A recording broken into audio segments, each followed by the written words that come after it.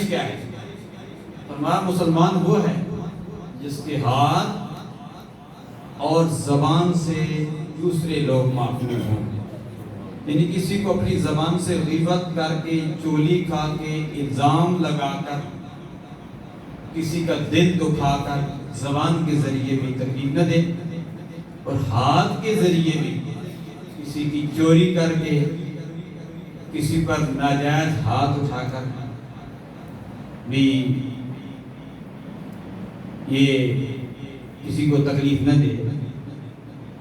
یہ اسلام ہے المسلم، یہ اسلام کی تعریف ہے۔ المسلم، مسلمان کی تعریف، المسلم من سلم المسلمون من لسانہ، لسان زبان کو کہتے ہیں، وَيَدِهِ، ید عربی میں ہاتھ کو کہتے ہیں، نہ زبان سے کسی کو تکلیف دے، نہ ہاتھ سے کسی کو تکلیف دے۔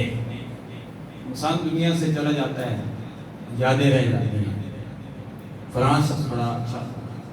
آج ہمارے محلے میں عزیزم رئیس خان کے والد گرامی، وہ بچہ نظر نہیں آ رہا، بیرام سب نظر آ رہے ہیں، تو ان کے والد گرامی عبدالرشید صاحب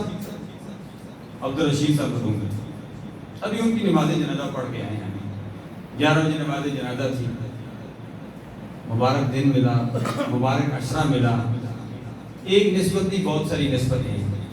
جنازے پر بھی ان کی لوگ تعریف کر رہے تھے۔ ایک شاگرد کہہ رہا تھا 85 سے میں ان کو شاگرد ہوں،